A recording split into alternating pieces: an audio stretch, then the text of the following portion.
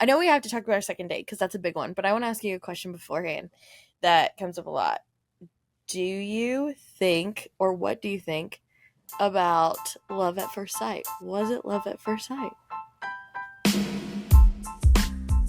Welcome to the Grace for the Growth podcast. I'm your host, Courtney Leo.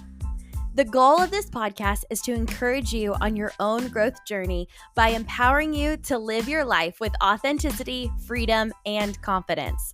We will get real and raw as we dive into honest conversations about life, faith, business, relationships, dating, healing, and so much more. My goal is that you would walk away from our time together feeling a little less alone, a little less crazy, and a little more brave to be yourself. I hope you will find yourself more compassionate to past you, challenged as present you, and excited for future you. Embrace the story, welcome the messy of it all, sit in the unknown, and most importantly, live authentically. So pull up a chair in my virtual living room and let's dive into today's conversation. Hey everybody, welcome back to another episode of Grace for the Growth. We are here going to do a part 2 of our sharing our story with Nick and I. So I'm really excited for this episode. We are going to talk about how we met, what that process was like. Many of you guys have heard that it was a setup, but how did that come about? What was the conversation? What makes a good setup, all of those things.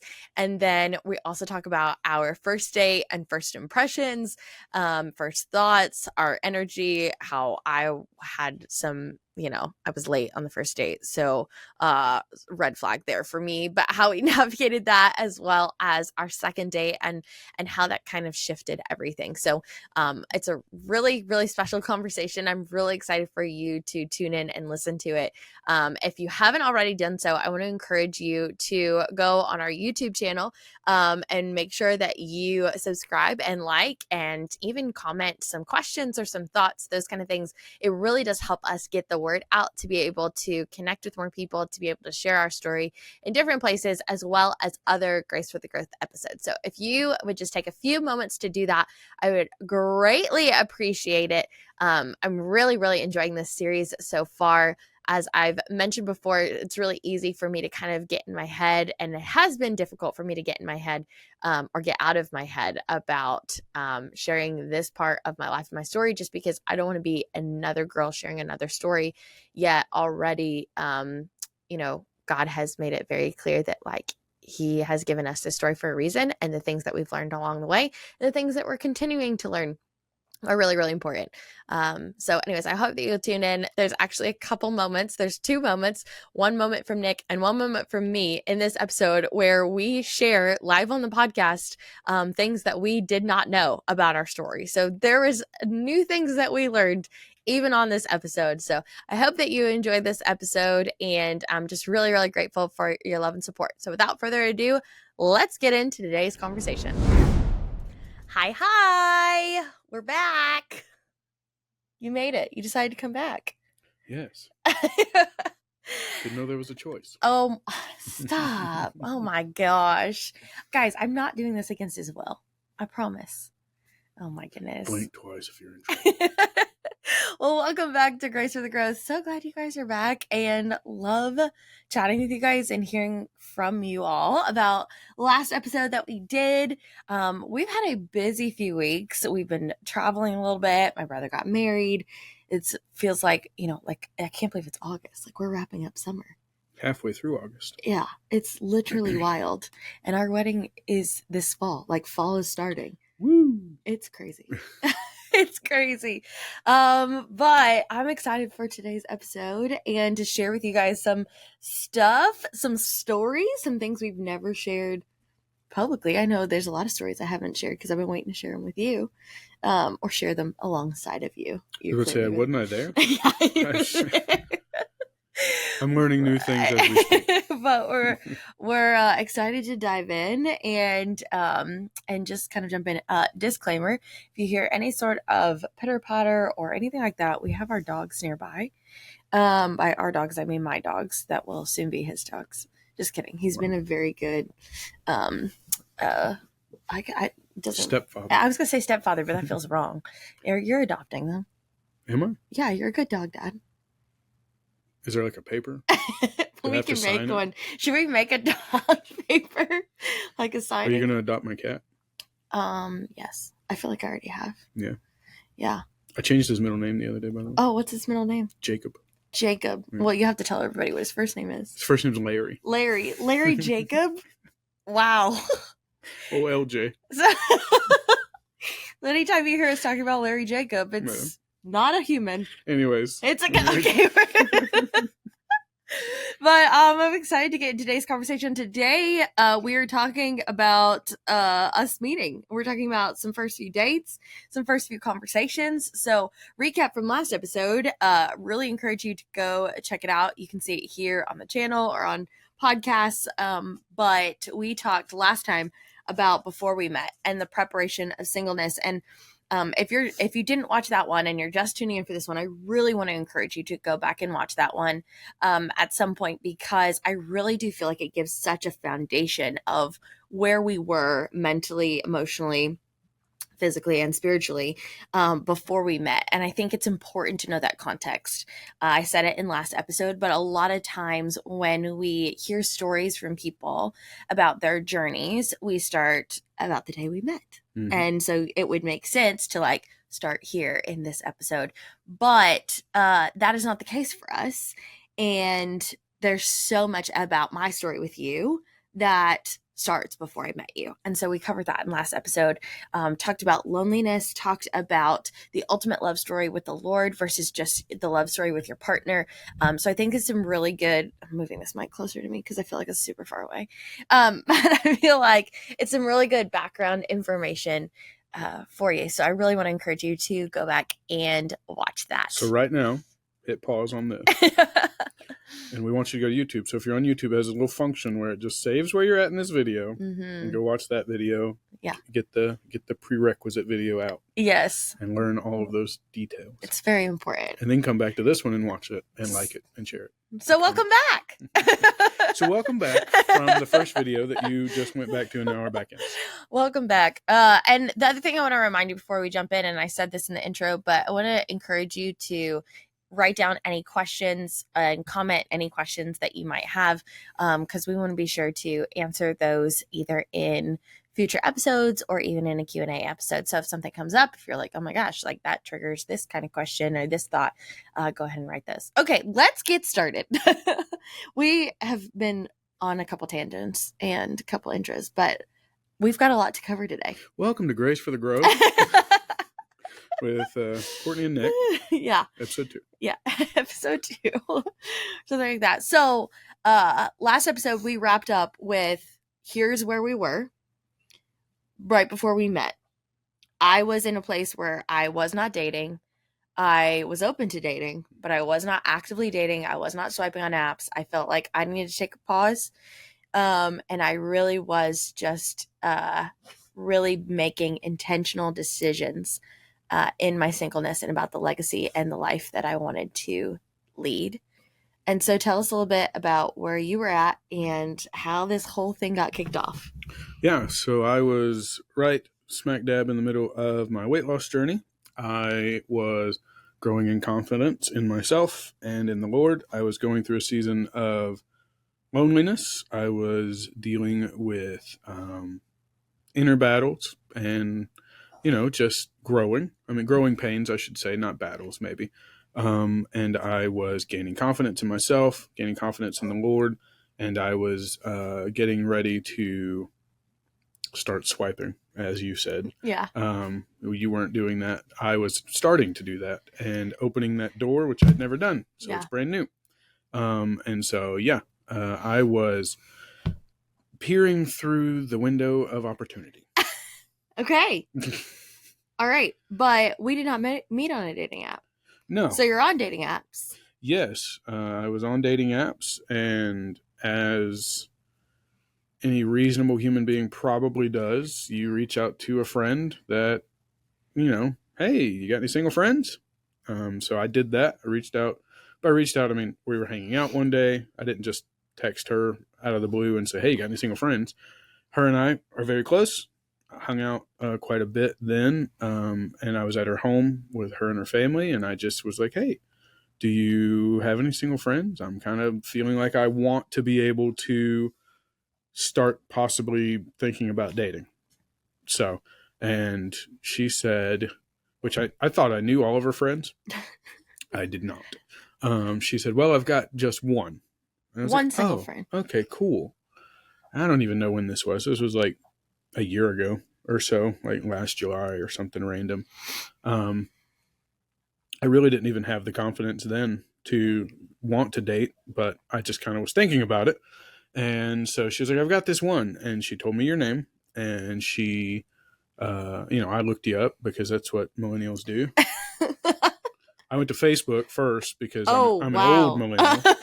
Went to Facebook I would first never. and then was like, wow, she does nothing on Facebook. And then, so I went to Instagram and was like, oh, wow, she does a lot on Instagram. And so that's where I first saw you. And I was like, oh, that's cool. Yeah. And our mutual friend had told us that she was starting to, she had hung out with you like once, maybe twice at that point. Couple times. First time in many years. Yeah. So the backstory of that is her and I met when I was 9, when we were 9. And then we were super duper close in high school. We went to the same church. We went to the same high school, did a bunch of stuff together, proms together, the whole thing. And so we were super close in high school, kind of drifted apart a little bit in college because life be life in. Like nothing crazy, nothing bad happened. It's just life happened and I had moved away and all this kind of stuff. And so and that's where I met that friend. Yeah, so you college. had met that friend at college and Yes. we didn't go to the same college or anything like that. And so so you had known her since college and I had known her since I was 9 or whatever. And then so it was a trusted source, I guess is what's important to add here. It wasn't just somebody who's like, oh, like so and so's coworker's brother, whatever. Like this was somebody that like we both knew really well. And so her and I had kind of reconnected about 3 years ago, 2 or 3 years ago, and had hung out a couple times since then and had just kind of reconnected, reestablished our friendship. Cooper's barking. So sorry about that. He's probably going to end up joining us. No, he's mad because Shadow's in the other room. Oh, okay. Well, sorry guys. This is what happens when we're dog parents. Anyways, so we had hung out a couple different times. They'll go to sleep eventually. We'd hung out a couple different times and that was pretty much it. So a couple times a year. Not us, her and the friend. No, her and me and the friend. But I do think it's important to note here. Let's pause here. We have discovered that prior to us actually meeting, which we're about to get to in a second, you and I have been in the same room 4 times over the course of our life. Unknowingly. Yes. We've been in the same room 4 times, at least. Could be more. We still have time to discover, but at least 4 times. The first time that we were in the same room, I was 16 years old. Could you imagine if we had met at any of those points, like earlier? I mean, I can imagine it. I don't know how it would have went. Yeah. But like, isn't that just like, as Taylor Swift says, the invisible string? But what is going on? I'm so sorry about this talk. I don't know what is going on here. I think he wants his treat. Oh, okay. So I'm going to see if he'll be good and come back. We'll see. We'll see. Okay. I might leave for a moment. But, so the invisible string. We've been in the same room for 4 different times. Yeah. Crazy. Literally crazy. Okay. So here we are. I've hung out with this friend a couple different times. We're in the same picture in one of those. We're in the same picture in one of those. We probably walked right past each other. It's not like we're right next to each other like this. But we're sitting in the same section of the room. Yeah. And we pulled up the same picture and we were like, it's me. And I'm like, that's me. It was crazy. Okay. I digress. So you asked a friend, do you have any single friends? And she says, well, I have one. I have one. You look me up on the internet. Yep. Then I'm smitten immediately. Oh my gosh. I don't think so. Yeah, I mean, I thought you were pretty, but it wasn't like, oh my gosh, she's the most beautiful person I've ever seen. But that's just because I was nervous and was like, don't need to get your hopes up. Sure. Well then, sometime last fall, like I think it was like August or September, she texts me and goes, "Hey, do you want to come to my house for the weekend and like spend the night here and all this kind of stuff?" And I was like, "Yeah, sure." Well, it comes down to it, and I end up having to postpone because I had like a family thing come up. So I end up having to postpone. What I didn't know was that she had planned for the weekend that I was going to be there, this like friend game night that you were going to be at. And it was going to be like a setup type situation of like these two people in the same room. I had no idea that the setup was happening. Did you know the setup was happening? Setup is a strong word. She had let me know that she wanted to hang out with you, and she was like, "Hey, if you want to just feel it out, see if you guys would get along, Sure. I can arrange for us all to hang out." It wasn't like a, "Hey, I want y'all to hang out so you can ask her out," or anything like that. It was just like, again, I wasn't confident. Yeah. And it was just like, I don't know if she would even think I'm a cool person at all ever. Sure. And so it was an effort to literally gauge whether we even would be almost get along people. Sure. You know. Sure. So that's September. So I unknowingly canceled our first meeting. Yeah, I didn't know. I didn't know. I had no idea. So that was September. And then what happened after that? Yeah, so after that, I actually got off the apps and just kind of did my own thing. Started going on walks and just focusing on myself for a couple more months. And then probably October-ish, I began swiping again and trying to see what's out there. Who knows? You know, you're never going to, well, I can't say that. You're most likely not going to meet someone if you're not trying. Sure. So I decided, you know what? I'll give it a shot. There's never like looking at an app or swiping on an app doesn't mean that's your wife or anything like that. You can just talk to people. It's okay.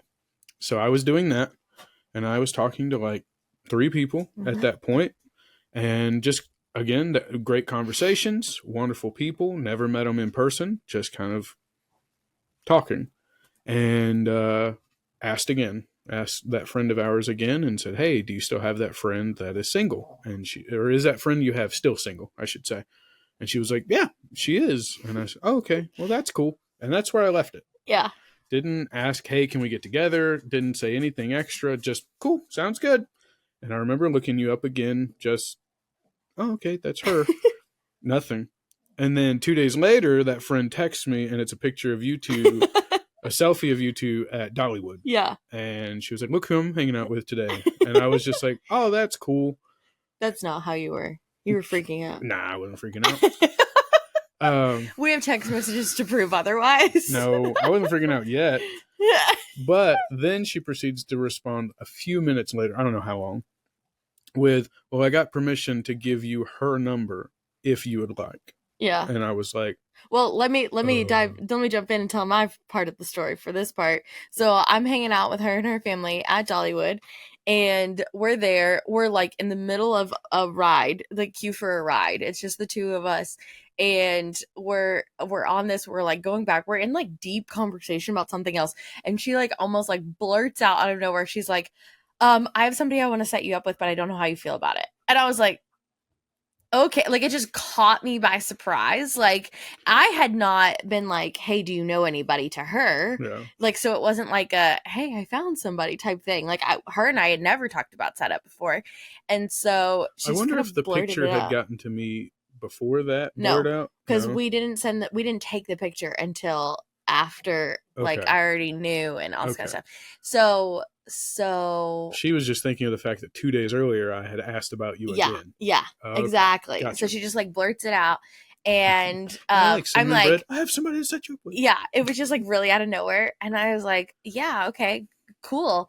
And she's like, "Well, let me tell you about him." And she like tells me a couple things. I ask a couple questions. What'd she say? What did she say about you? Yeah. That you were super trustworthy. You were such a kind guy. You were super nice. One of her favorite people in the world. Nothing about my tattoos? I don't remember. I don't remember. I do remember one thing she said, and you were like, ooh. Yeah, she said you work for a church. She said he works for a church in Georgia, and I'm like, oh. Because I said, and I mean this in the most kindness way, but I said, talk to me about how churchy he is, because I can't deal with church bro. Like, I need somebody who loves the Lord and has an authentic relationship with Jesus, not just as a church bro. Absolutely. And that's really important to me. And if you've followed me for any part of time, like, that's a huge part of my journey of just like working in a church and my deconstruction and reconstruction journey, like realizing that like church and following Jesus isn't just a cool kids club. Like, following Jesus and being like Jesus is really important. It's a really important value to me. And so just because he like works for a church and is super involved in ministry doesn't necessarily mean that like that's somebody who I can align with.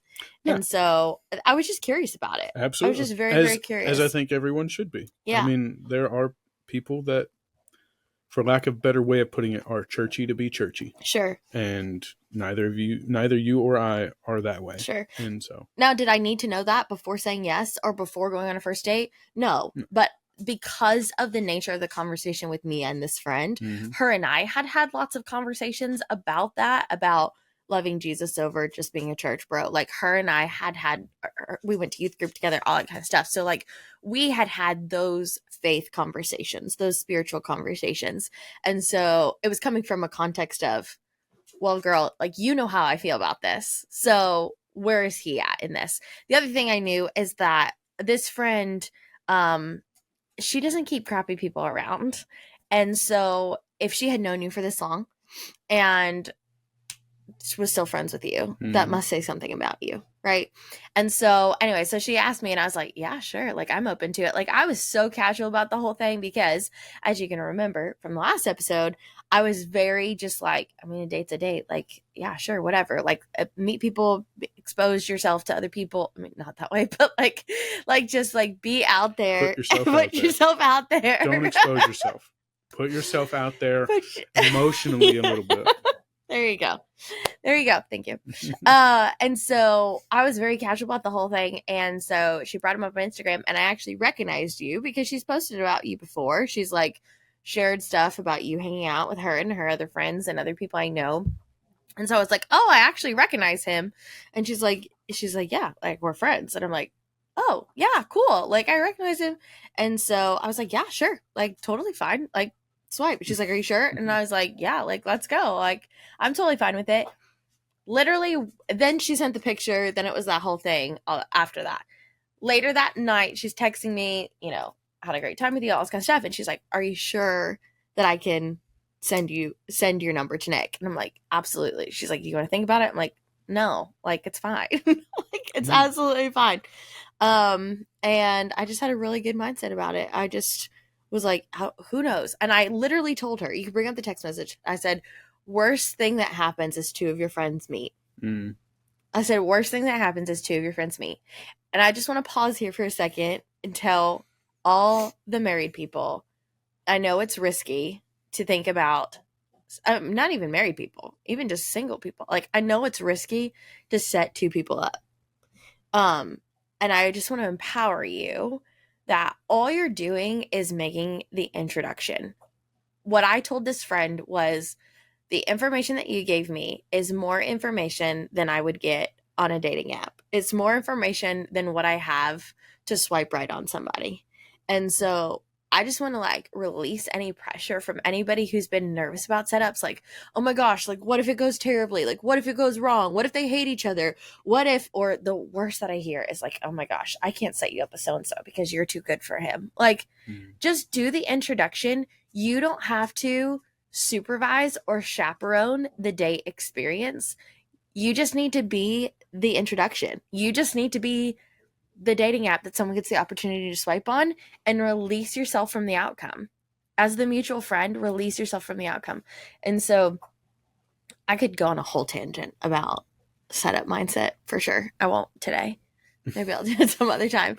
But like, it just, and that's just what I told her. I was like, worst things worst, two of your friends meet, and if it doesn't work out, it doesn't work out. If it doesn't click, it doesn't click. But like, it is what it is. It's better than a dating app for me. Yeah. And it also helps that we weren't like, I do think it's important to say that we weren't two friends in the same friend group Sure. being set up. Sure. You know Absolutely. what I mean? That does make it different. That could make things awkward if it didn't work out. But there was no, if we didn't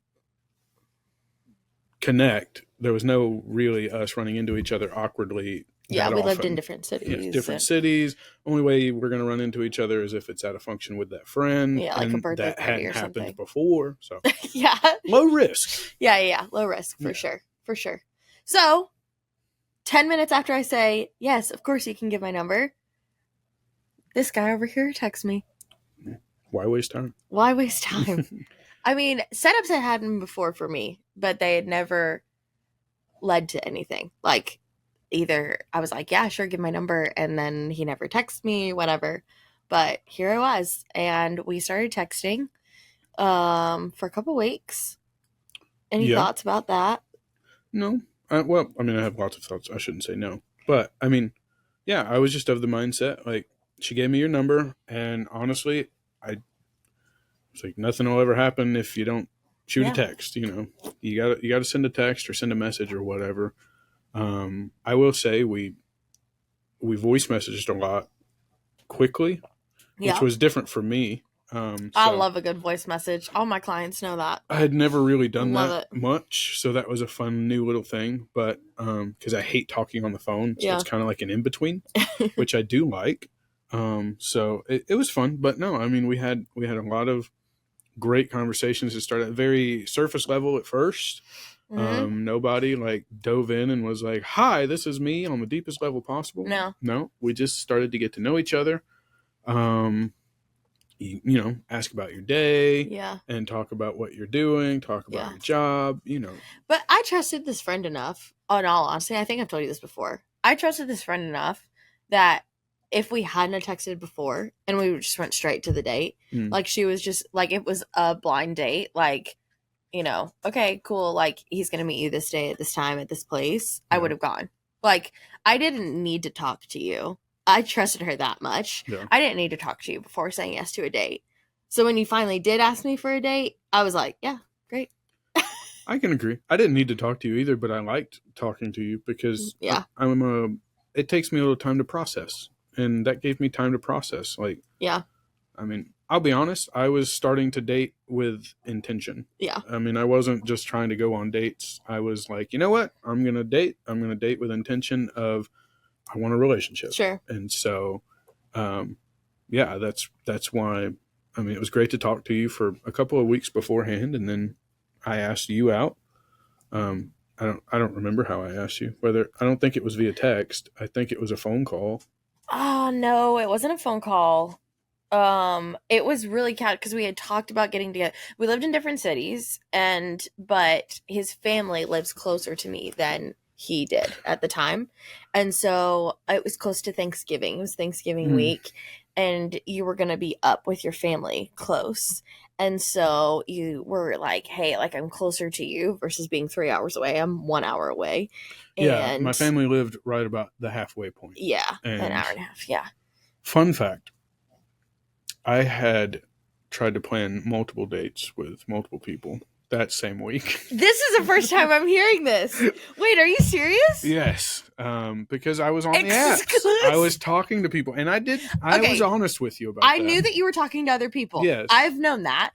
This is the first time live that I knew that you were trying to plan other dates. Well, it was an opportunity. I had several days off. It makes sense. I don't fault you for it at all. I just have never heard it. One of the people I was talking to was in Nashville. Yeah. And you were in Knoxville. Yeah. And I was going to be literally at the halfway point of both of those because I was in like a little triangle area of lower Tennessee there. And I legitimately, I was like, all right, so this one day I can go to Nashville and meet this person. And then this other day I can go to Knoxville and meet gosh. You. And brand new information. Yeah. You know, I was kind of scared to say it, but I mean, the other one didn't work out. I didn't go meet him. I knew you didn't go on any other dates. Yeah, I knew you had talked to other girls. Let's just get things one clear. I knew that you had talked to other women. I knew that you were having conversations with other women, which is totally fine. And you did tell me you didn't go on dates with other people. I didn't know that they failed. Yeah. Wow. I tried. Meant to be. I'm proud of you for trying. I don't fault you for trying. Yeah. I mean, I was dating. Yeah. I was trying to date. For sure. We weren't exclusive by any means. Now, I will say after our first date, I do remember specifically praying. I was like, Lord, if I'm going to be serious with this individual, I need the other ones to be able to go away in a healthy way. Yeah. I didn't want to just ghost somebody, Sure. and I didn't want to just stop talking to anybody. I wanted it to be a healthy, give me an out if this is where you want me to go, Lord. Yeah. And all those conversations ended naturally. Yep. And it was really crazy. Yeah. And like when I say ended naturally, I mean, I guess I could say some of them may have ghosted me. Like Yeah. I stopped hearing from people, but I hate to say they ghosted me because I didn't care. Yeah. You know, you hadn't been on dates with them. Like it hadn't gone anywhere far. Hadn't gone anywhere. I was just kind of texting people. And I call it a fizzle out, not a ghost. Yeah, it fizzled out. That's exactly what it did. And so it was one of those where I was the last messenger and never, or person to send a message. Yeah. And I never received anything. So I just kind of let it be and was like, okay, it's the ball's in your court and you're not giving it back. So I'm okay. You know, so that was after a first date though. Yes, that was after the first date. I don't think it was like an official, like, Courtney, I would like to ask you out thing. I think you had asked me if I wanted to go on a date with you. I said yes, but because it was Thanksgiving weekend, some family stuff was up in the air. I didn't know exactly when. Like, you were very forthcoming, but I was like, I don't really know. And so I remember you kind of circling back and being like, hey, just wanted to check in. Like, does Saturday still work for you? I do remember us saying, like, maybe a Saturday of Thanksgiving. I say Thanksgiving break, like we're in school. Yeah. But Thanksgiving weekend. I do remember us saying maybe then. Yeah. Which is what it ended up being. Yeah. And I do also remember, I'm pretty sure I said, would you like to go on a date with me? I think so too. Like and I say that because I intentionally said those words to any person I asked on a date. Yeah. Yeah. I think you're right. I think you're absolutely right. Which I think is important because I wanted to define where I wanted to be. Like, hey, I want this to be an actual date. Yep. Would you like to go on a date with me? There's a lot of clarity there. Yes. For sure. So he came up to Knoxville and we decided to do a afternoon date because I had some stuff to do in the evening and he also had to get back 3 hours away back to his home so he could be ready to work church the next morning, Sunday morning. Yeah. So we did like a 10 or 11 o'clock. 11 a.m. 11 a.m. on Saturday. Like, hey, you want to do brunch?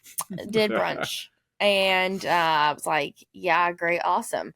Honestly, like, didn't like crazy hype myself up for it. Like, didn't like, go to bed the night before, like all like jittery or butterflies. I was just kind of like, yeah, I'll have a date tomorrow. Hadn't had a date in months, 8-9 months, like whatsoever. Like I should have been, but I really wasn't. I was like, I've been on so many first dates that like I knew which out of, like, I have 3 first date outfits depending on the activity, depending on the weather. So it wasn't like I had to sit here and like figure out what I was going to wear. Like I knew what I was going to wear, like all that kind of stuff. And then I slept in. Well, let's stop. We're going to get to the slept in part because it's important. But let's stop for just a moment. So I did not sleep in because I cared about the date. Wow. And I was nervous because I wanted it to work out. I mean, I say that in the most innocent way possible. Like I wasn't putting extra pressure on the fact that it's a first date, but it was like, you're going on a first date. Could be the rest of your life. You never know. And so I remember I got up. I had about an hour and a half to drive. Mm-hmm. And so I got up early. I got ready, got dressed, took a shower, all those things. And I was like, all right, I'm going to get there early. And so I got there at like 10:15. Dates at 11. Yeah. So, because we met downtown Knoxville, we planned on being able to walk somewhere if we wanted. Yeah. We had established a restaurant. Mm-hmm. I wanted to go in. I just wanted to walk around the area because it's like, okay, well, what if this restaurant doesn't work out? You want to have options. I didn't want to get caught. He was very prepared. I was Can we trying just to give be. us some snaps for the preparation? I'm glad that I was prepared because we didn't go to that restaurant. That's true. It worked out. So yeah, I get there very early. I'm walking around the whole square, find the restaurant, know exactly where I'm going to be, all this stuff. I go in 15 minutes before you're supposed to be there to try and get a table. And they're like, oh, sorry, it's going to be about 2-hour wait. Yuck. And I was like, what? Like the restaurant's empty. So I guess it was a service, like Yeah. a man type situation, like no servers or whatever. I was like, oh my gosh. So I went right down the square to another restaurant, walk in, hey, I just need a table for two. And they were like, oh, and granted, this is like 10:50 in the morning. They're like, well, we don't have an opening till 2 p.m. I was like, what is happening? Yeah. And some random person, I guess a manager or, some sort of host lead or something, walks up and says, oh, do you need a table? And I said, yes, for two. And he said, all right, I can seat you right now, but I need you to come. I was like, yeah, I'm coming. So Whoops. it's probably like 10:55 at this point. Yeah. He walks me to the table. I sit down, and then bing bong, my phone goes off, and I get a message of, hey, I just woke up. So I freaked out. I freaked out because up until this point, Nick had texted me every morning, good morning, I hope you have a great day, like all that kind of stuff, every single morning. Like a gentleman. And here it was at 10:50 in the morning of the morning of our date, and I had not heard from him. I had not heard, hey, I'm leaving, I'm on my way, hey, I'm downtown. Like, I had not heard anything. So to be honest, when I first woke up, which was probably around 10:40, I don't think I texted you 5 minutes before. It's verifiable, but we're not going to verify it right now. But when I woke up late. I was having a horrible nightmare. So I was a little shattered. I was having a horrible nightmare. And I look at my phone and I'm like, oh my gosh, I slept in. Look at my phone and I'm like, and he hasn't texted me. Maybe he's not coming. Maybe something came up. Maybe he slept in because I hadn't heard from you. And that was so weird. And so I text you and I'm like, hey. And I'm like kind of hoping in my gut that something else had also happened, or like you couldn't come or something, because I'm like, I feel terrible. And you're like, well, I'm here. I'm like, okay, great. I'll be there in 25 minutes. I didn't text you because I didn't want to take all of the conversation. Like, I didn't want us to be talking all morning and then we get there and have nothing to talk about. Yeah, but I didn't even have conversation. I didn't even get like, hey, I'm on my way. Which now we always have, hey, I'm on my way because of that. Sometimes I guess. Anywho, so I jump into my house. So I'm like a little frazzled, honestly. So I'm like, I end up being there super late. I walk in. I told you, I was like, hey, had to switch restaurants, come to this restaurant. Yeah, I'm totally sitting there awkwardly with this lady server walking by my table 19 times because she's like, can I get you anything? I'm like, I'm good with my water. So bad. And I'm scared I'm going to get stood up. And you were like, no, I'm on my way. I live just a few minutes away from downtown. Like, I'll be there. Then I forgot that I had to walk from the parking garage to the restaurant. Yeah. It was just a whole thing. And I literally, so he tells me where he's sitting in the restaurant. I go in there, I see him, and I just see just all of these nerves. And I'm like, I am the biggest walking red flag of all time.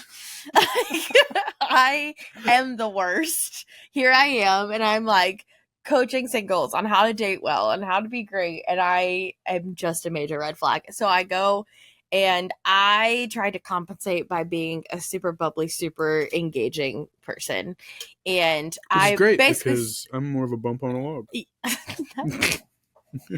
You just were very nervous, and I could tell, and I knew that I had made it worse by being super late, and so but we dove straight into it. We were having good conversations right away, and the date lasted quite a while. We had brunch, and then we walked around, went to a couple different places. Like, we got straight into conversation. Like, and my criteria for first date is, did I feel like I could engage in this conversation? Did I feel like this is a fun conversation? Do I feel like I can be friends with this person? If I can, yes, you're automatically getting a second date. Like, wonderful, great. If I feel comfortable to be myself, if I feel like we're like getting along, if I'm like, oh my gosh, I could be friends with you, then we're good. And that's like really, really important to me. And I felt the entire time, with the exception of those first few minutes where I definitely was overcompensating, like just energetically, like I was just trying to be extra bubbly just to try to like ease some nerves.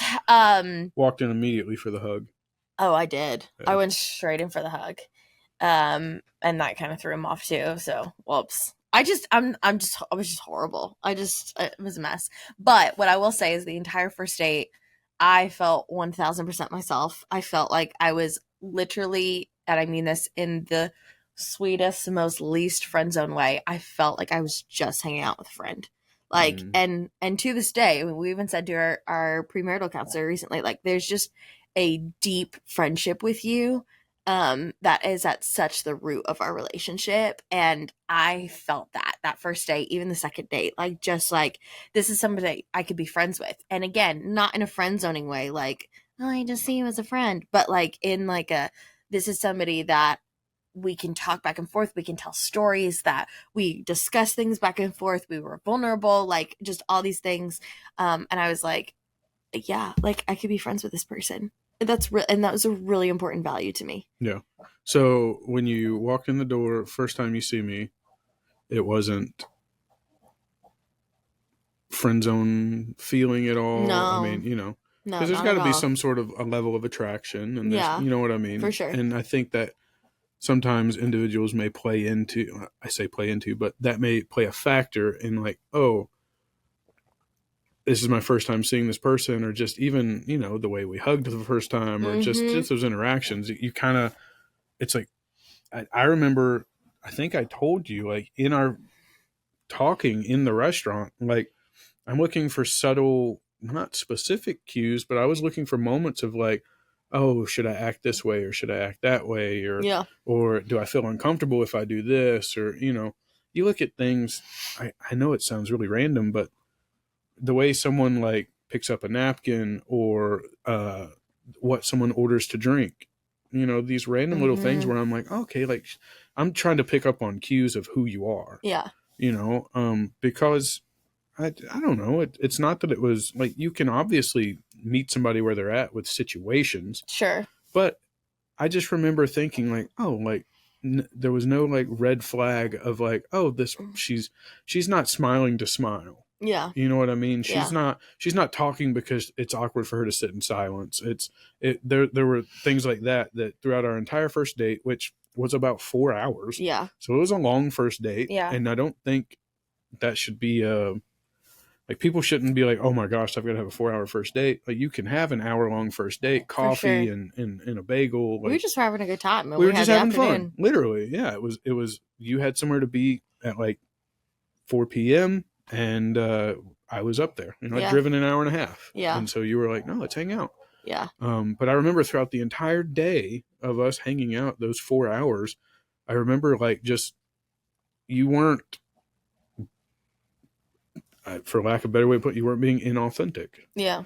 You were being yourself, and I you, felt as you so just said, me. you're able to be yourself, and that was comforting to you. So that was something I picked up on. Yeah. Was, oh, she's able to be herself. She's not acting a certain way just to act a certain way, or to think I need her to act a certain way. Sure. It was established I wasn't like big into Christmas, but we went and looked at 1,000 Christmas trees together. Yeah. And one thing that got me, I remember we were walking through downtown Knoxville, and there's a giant Christmas tree. Yeah. And I remember us walking up to it, and I remember I sarcastically was like, it's not the Rockefeller tree. And I remember the way you were just like, it's the best we have. Like, you just kind of said it in a playful little grunty way. And I remember thinking that was like, that's a fun, it showed me a little bit of your personality. Yeah. So I don't know. That's so fun. Yeah, it's just I never heard that. random little things that you pick up on as you're talking to someone. Yeah. I honestly think, I mean, not that I would ever recommend this, but I think the fact that I didn't really have preparation time that morning, it really was get up, drink some water, brush my teeth, brush my hair, put my makeup on, change my clothes, and like go. Like, I wasn't sitting here and like I didn't, sit and intercede for our date for 3 hours before our date. Like, like it wasn't like Yeah, I did that. Oh, cool. Well, you're more spiritual than I'm me. I'm kidding. But like, it wasn't this like long preparation for me. I think just really loosened me up to just not think.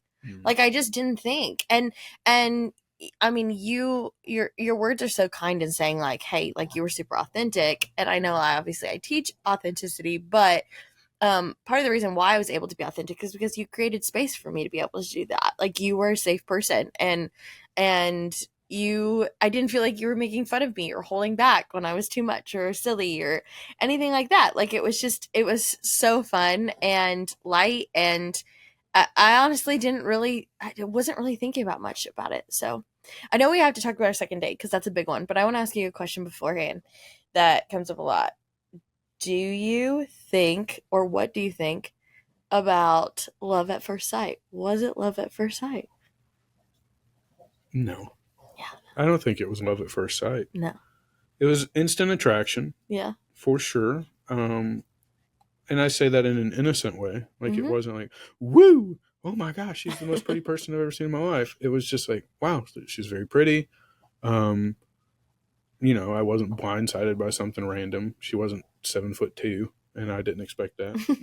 Definitely not. Not that that's a bad thing, but there was nothing that came out of nowhere for me. But I do remember thinking, like, oh, she's very pretty today. Like, pictures were a good representation. Because sometimes you see a picture on an app or on social media and you're like, oh, this is what this person looks like. And then you see them in person and you're like, how did you get that picture? So you gave me an accurate representation of who you were. Yeah. So it was definitely attraction at first sight. And it was, it wasn't love, unfortunately. I hate to be the bearer of bad news. I agree with you. I don't believe in love at first sight because I believe that love is a choice, and I believe that love is something, yes, that you feel, but it's also something that you choose. And so I think when people talk about, quote, love at first sight, they're actually talking about lust at first sight. I feel like love has like a bigger like choice to it. Yeah. Type thing. And so I think my first impressions of you was like, honestly, when I think about my first impressions, I don't automatically go to like the physical representation of you, which might be a girl thing versus a guy thing, but like I think like I thought like I was definitely attracted to you, and I was like, yeah, I thought you looked good, I thought you smelled good, the whole thing. Yeah. And but what really was like my impressions was just like how easy it was to talk to you and how I felt like I could be myself. Like that was really, really big. And so it was a no-brainer to be like, yeah, like I'm gonna keep doing this if he wants to keep doing this. I didn't put all my eggs in the basket. Like I wasn't like, oh my gosh, it's this or nothing. But I was like, I actually don't have any reason to not go to the next step with this. I remember we had I started walking you back to your car, and we had been together for 4 hours. Had a great day, but nothing was overly, I don't even know the right term, like romantic. Yeah, there was not an overly romantic really moment. Sappy. There wasn't a moment where I was like, oh my gosh, yes, I want to be with her for a long time or anything. It was just, we had a great day. And you were like, all right, I've got to go be with family. And I was like, well, I'm going to walk you to the car. So I walk you into the parking garage, and I distinctly remember getting to your car, and it was the first time it felt intentionally romantic. Yeah. In an innocent way. I remember you touching my arm several times. Yeah. And you hadn't done that all day. There was no like physical contact other than the first hug. Everything else was just playful, just having fun. We didn't hold hands. We didn't kiss or do anything like that. And it was just in the best way. But then when we get to the car to say goodbye, you intentionally, at least what I thought was an intentional. Oh, it was. You touched my arm 3 times. I did. And I remember being like, what? Wait, was that? I don't know what to do. And we kind of did like a quick hug, and then we left, and, we split up or whatever. I was going back to my car that was parked somewhere else. And I remember texting a friend who was obsessed with it. And she's like, we were her own rom-com. Yeah, she's texting me, how did it go? How did it go? Because obviously it was 4 hours. Everybody expects it to be over. Sure. Hour 2. And I hadn't responded. And so she's asking me all this stuff. And I said, I think it went well. It just ended. She was like, oh, that's a great sign. And then I said, and she touched my arm 3 times. Like I remember saying that. And so I don't know. It felt intentional. So. Sure. It was intentional. Yeah. It was, I wanted to make sure that you knew that I was here and I was in it. And if you wanted to ask me out again, I would have said yes. And I did. I mean, I did. And I did. Yeah. Yeah. So we went out the next week. You came up the next weekend. Only 1 week? Yeah, it was the next week. And I was originally we were going to go out on Saturday, but then it worked out better for your schedule and I was flexible for you to come up Friday. Well, Friday I had plans to go to the Christmas parade. Going to the Christmas parade was a solo date Christmas tradition that I had gone on for years. by myself. And so I had planned on doing it and said, well, this is what I was going to do. Do you like want to come with me? And you said, yeah. And so you came up. I remember you came to my house. Like, Yep. here we go, second date.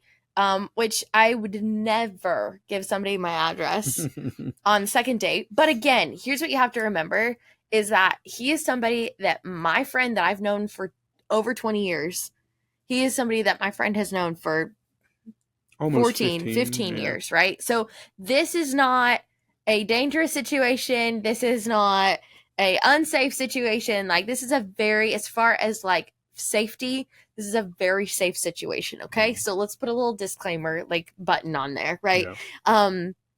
So anyway, so you picked me up. You came to my house. I remember you being super nervous being at my house. You're Yeah. like, I'm here. Yeah. It was adorable. I loved it. Was it? It was. And then we went to the Christmas parade. Mm-hmm. I was like, we were standing next to each other, and I was like shoulder rubbing up against him, trying to be like, I need this guy to hold my hand, and he wouldn't. And I was Not that like, I wouldn't, I didn't. You didn't. You're right. Yes. You're right. I wasn't intentionally not. I just wasn't picking up on the cues. Yeah. Happens. And so, but anyways, there was way more bumping than it was definitely the more first physical date. contact. But again, great time. We just kind of sat there. We were in our own world, watching the parade, making comment, people watching, like there was so much people watching happening. Yeah. We met some interesting characters. And then we came home hungry. Yeah, I'm hungry. What do you want to do? Blah, blah, blah. We ended up going to get Chipotle takeout. Yep. Love that.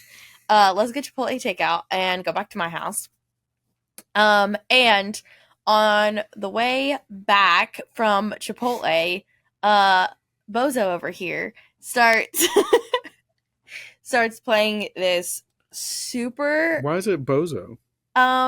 Because I don't know. It just came out. No.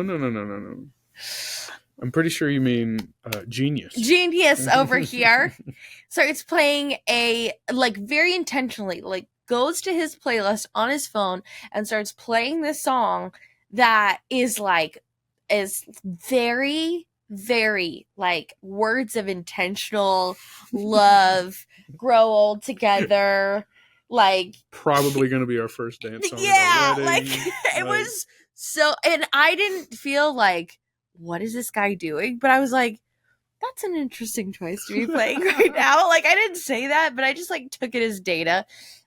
We would never talk about it for like weeks later, months later, probably, when we brought it up. And he's like, yeah, did you know I played this song on the second date? I'm like, yeah, I remember. Girl remembers. It's a good song. Girl remembers. It is a good song, but it was a bold move. Yeah. I'll say that. It was a bold move. Oh, it was a testing move. Did I pass? I mean, you're here. What I mean by that is like, I wasn't trying to see if you were going to react any certain specific way. It was just like how will you react to a very serious song? Yeah. Or a very serious moment, as we had a lot of fun moments. And then it's just, in my brain, and it's just me being a goober, I guess, but it was one of those moments where you're like, wonder how they react to this serious, like just, this is real. Yeah. And so. Yeah. You were all quiet. I was listening. I was listening in. I was paying attention. We go back to my house. We eat Chipotle.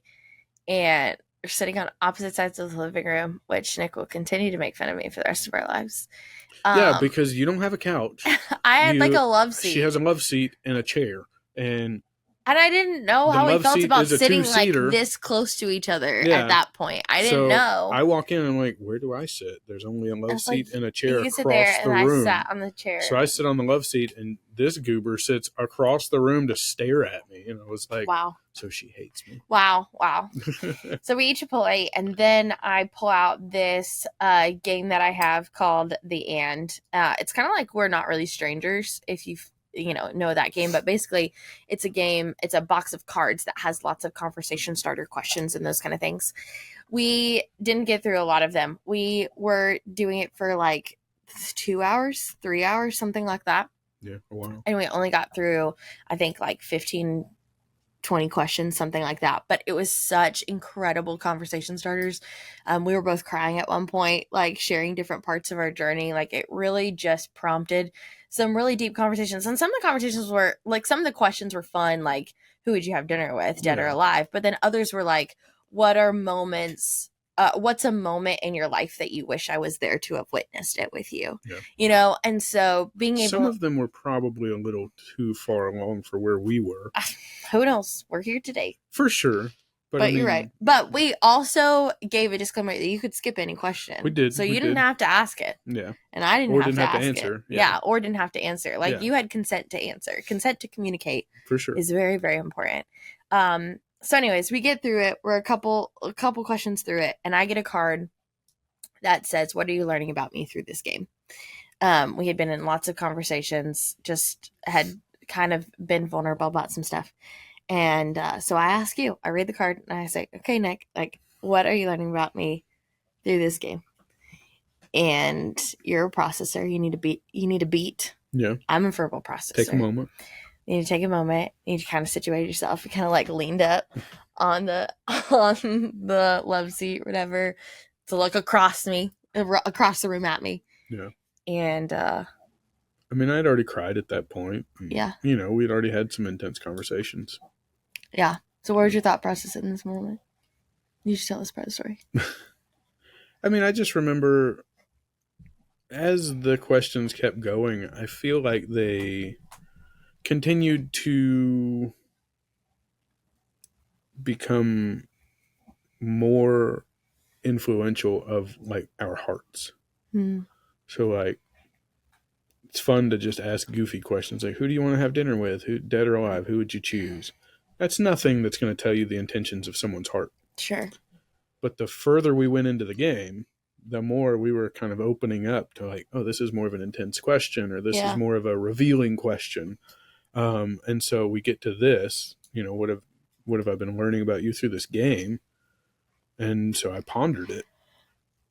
So I just kind of thought, okay, like I've learned a lot about this individual's character. I've learned about who she is, what she wants in life, you know, on the base level.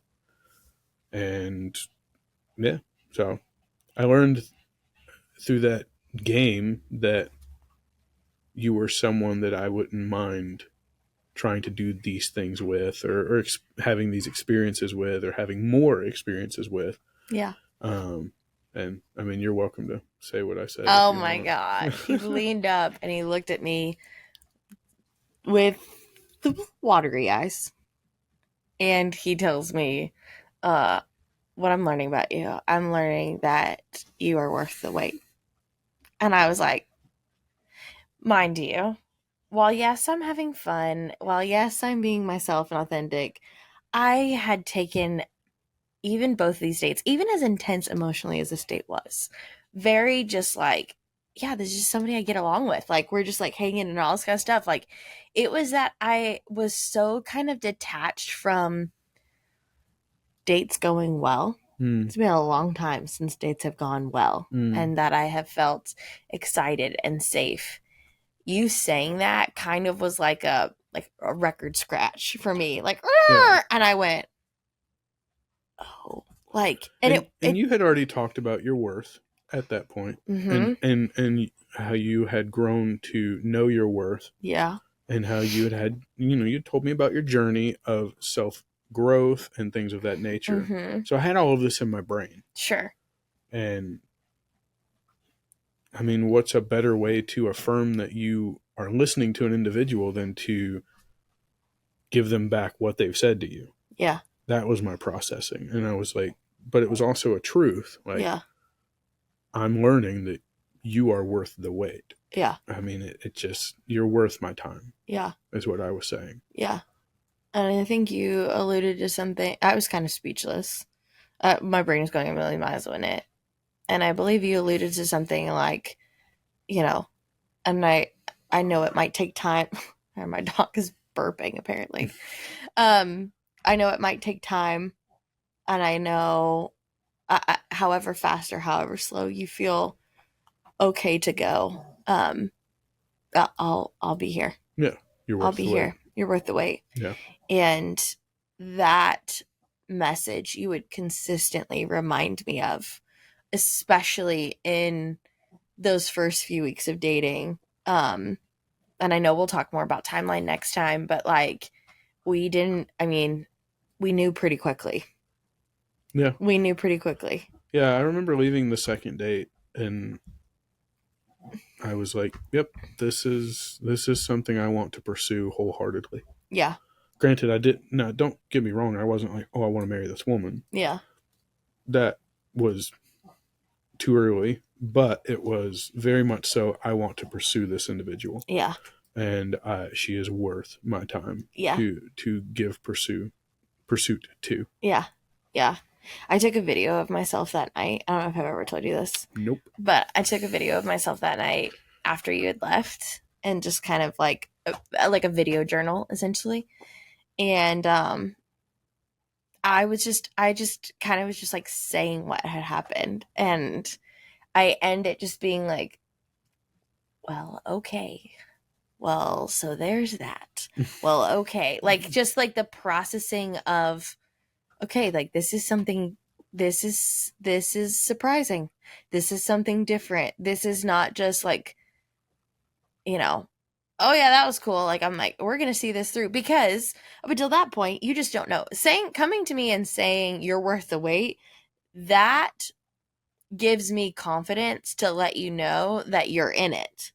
Which so much, including my ex, and then also the ghosting situation that I had earlier that year, I was always unsure of where my value was to that person and their commitment to me and how much they were in it. Like even in my relationship, even in my past relationship, like I was always unsure of where he was at, how he felt about me, like all this kind of stuff. And so, and also I had a very unhealthy pattern of usually getting to the next stage before the guy, like emotionally or confidently, or being like, I have peace about this. Great. Awesome.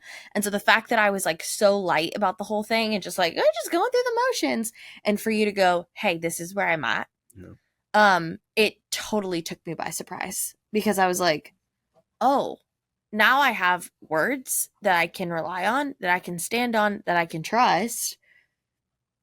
And now I have the freedom to explore, how am I going to respond to, like, how do I feel about this? How do I respond to it? It really was like a record scratching, like, oh, okay,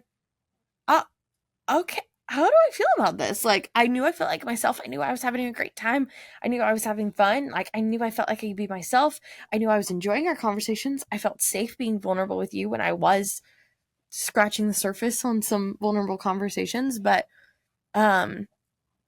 it kind of woke me up to, oh, you want to do this? Yeah. Like you're in it. Like I don't have to, not that I was like performing or trying to prove myself, but all of a sudden it was like oh, you're already there. Yeah, it was a moment of going from going on dates to dating. Yeah.